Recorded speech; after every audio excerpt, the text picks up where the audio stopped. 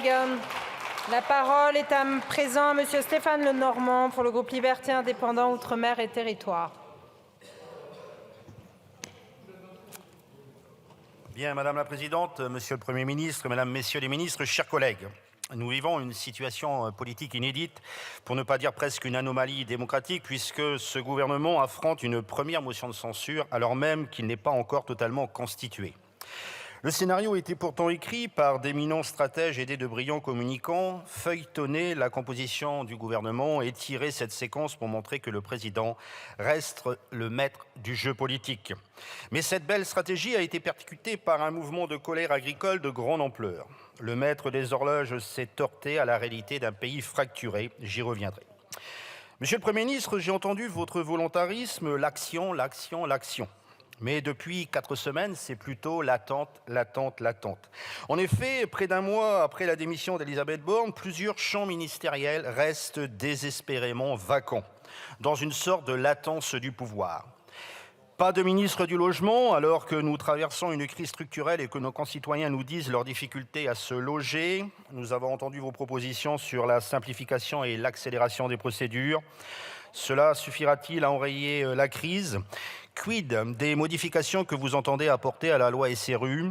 Je tiens à vous alerter si elles vont dans le sens d'un détricotage sur l'impératif de mixité et de cohésion sociale. Pas de ministre délégué aux Outre-mer non plus, alors que Mayotte connaît actuellement une flambée de violence. Et comment, venant de ces territoires éloignés de l'Hexagone, ne pas se sentir comme des Français de seconde zone ? Nous avons déjà eu 3 ministres, on en annonce un 4e. Pourtant, nous continuons de demander à la fois de prévoir une adaptation de chaque grand projet des lois aux spécificités ultramarines dès la conception des textes, mais aussi une grande loi de programmation des Outre-mer. Pas non plus de ministre délégué de la Santé, ce champ étant noyé dans le périmètre de 3 anciens ministères. Pourtant, combien de fois avons-nous relayé dans cet hémicycle les inquiétudes de nos concitoyens sur l'accès aux soins, la désertification médicale et la fermeture des services d'urgence ? Nous avons alerté sur la fatigue des soignants et des personnels hospitaliers. Notre hôpital et plus largement le système de santé est à bout de souffle. Devons-nous attendre encore une révolte pour agir ? Nous avons pris bonne note de vos engagements, un service d'accès aux soins par département, la régularisation de médecins étrangers ou le recrutement d'assistants médicaux. Mais rien ou si peu sur la trajectoire financière et sur l'organisation de notre hôpital. Quant au champ de l'éducation, vous l'avez érigé en priorité, mais les polémiques sans fin qui entourent la ministre brouillent le message. 2 questions cependant. La généralisation de l'uniforme est-elle la solution ? La mise en place de groupes de nouveaux au collège améliorera-t-il le niveau général ? Soyons sérieux, arrêtons les communications à 2 balles et travaillons sur le fond. Monsieur le Premier ministre, vous avez évoqué un gouvernement resserré, pourquoi pas, mais un gouvernement vite, car les chantiers ne manquent pas. J'ajoute même que pour rendre l'exercice plus complexe encore, que ces chantiers doivent être conduits alors que notre déficit est un des plus importants de la zone euro et que la remontée des taux d'intérêt plane comme une menace dans les prochains mois. Cela ne vous a pas empêché de promettre une baisse d'impôts de 2 milliards, se rajoute aux 12 milliards d'économies également prévues. Alors où allez-vous faire des coupes ? Ces derniers jours, les députés de mon groupe ont longuement échangé et ont fait le choix de ne pas voter pourtant cette motion de censure. Nous restons fidèles à notre créneau depuis 2022, celui d'incarner un groupe d'opposition et de proposition. Nous ne nous retrouvons pas dans les gesticulations et la recherche du coup d'éclat permanent. Nos concitoyens nous le disent, ils s'opposent à cette stratégie du bruit et de la fureur. Ils veulent des solutions équilibrées à leurs difficultés. Mais je le rappelle encore une fois que les Français ont choisi de ne donner au président et au gouvernement qu'une majorité relative. En faisant ce choix, il vous enjoint de travailler différemment, moins verticalement, avec plus de concertation. C'était d'ailleurs la promesse qui avait été faite au lendemain des élections législatives. Elle n'a été que peu ou pas tenue par votre prédécesseur. C'est une méthode que nous vous rappellerons tant qu'il le faudra. Monsieur le Premier ministre, votre discours de politique générale, qui semble marquer une inflexion, soulève à minima des questions. Les premières concernent bien évidemment les réponses que vous apportez à la crise agricole. L'ampleur de la mobilisation révèle un monde agricole à cran.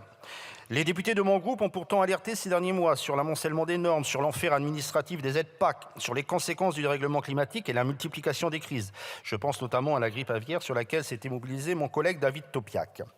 Nous avons aussi, comme beaucoup, souligné l'insuffisance des lois Egalim pour équilibrer les relations commerciales et pour permettre simplement à nos agriculteurs de vivre de leur travail. Le gouvernement ne semblait pas avoir forcément pris la mesure des problèmes. En témoigne la faiblesse de votre projet initial de la loi d'orientation agricole, retiré en catastrophe et qui sera renforcé, nous l'espérons tous.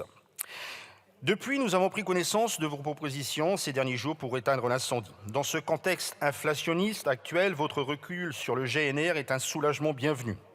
Nous avons des interrogations sur les aides de la PAC, mais au-delà des mesures d'urgence, elles passent par davantage de décentralisation et une simplification pour réduire les délais d'attente qui sont aujourd'hui incompressibles. Je dois vous dire nos réserves sur vos propositions quant au rééquilibrage des relations commerciales. Davantage de contrôle, oui, mais cela ne suffira pas tant que les causes sont profondes. Il faut que cesse la pression à la baisse sur les prix des matières premières agricoles. Les députés du groupe LIOT se sont également mobilisés contre les grands accords de libre-échange qui introduisent une concurrence déloyale et qui favorisent le moins-disant social et environnemental. Outre l'abandon de l'accord avec le Mercosur, nous plaidons pour que la France défende à l'échelle européenne la mise en place de clauses miroirs comme préalable à toute discussion. Dans votre discours de politique générale, nous avons été par contre surpris de la quasi-absence de propositions sur le pouvoir d'achat, comme si ce problème avait disparu de vos radars. Pourtant, la question de la vie chère reste une des premières préoccupations de nos concitoyens dans l'Hexagone et dans les Outre-mer.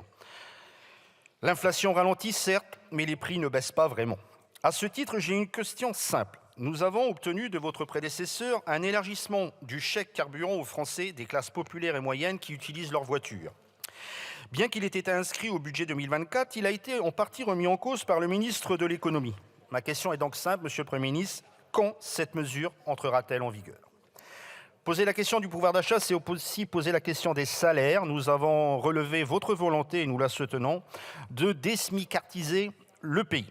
Les députés de mon groupe se retrouvent pour que le travail paye. Nous avons aussi pointé l'écrasement de l'échelle des salaires au niveau du SMIC, des carrières passées au SMIC ou rattrapées par le SMIC. Vous avez annoncé une remise à plat du système d'aide et d'exonération dans le prochain budget. C'est un chantier d'ampleur. Vous nous trouverez à vos côtés si cette réforme concilie deux impératifs, faciliter la progression des salaires et financer le système de protection sociale. Parler de travail, c'est aussi évoquer votre réforme de l'assurance chômage. Il est probable que vous porterez un nouveau durcissement. Vous avez déjà annoncé la suppression de l'AAS qui touche les chômeurs en fin de droit. Nous aurons l'occasion d'en reparler. Nous serons particulièrement attentifs à l'emploi des seniors. Comme nous l'avons dit lors de la réforme des retraites, il nous faut un grand plan sur l'emploi des seniors. Je veux aussi vous mettre en garde sur un raisonnement un peu simpliste qui voudrait rendre les demandeurs d'emploi responsables de la hausse attendue ces prochains mois du taux de chômage dans notre pays. Autre question, vous avez évoqué le dispositif de solidarité à la source en préparation depuis de nombreux mois et dont la concrétisation ne semble pas être une priorité. Quand comptez-vous acheter cette réforme ? Ceci m'amène à l'un des principaux maux dont souffre notre pays, la complexité et l'accumulation des normes. Il y a quelques semaines, j'interrogeais le ministre de l'Intérieur sur la situation ubuesque de l'importation des armes et des munitions à Saint-Pierre-et-Miquelon. Nous le savons tous, simplifier c'est complexe, c'est un travail de fourmi qui doit être mené patiemment. Il y aura des modifications législatives à apporter, nous y serons attentifs, notamment dans le second projet de loi industrie verte que vous avez annoncé. Notre collègue Christophe Najlen, du reste, président du groupe d'études sur la simplification administrative, est engagé sur ce chantier.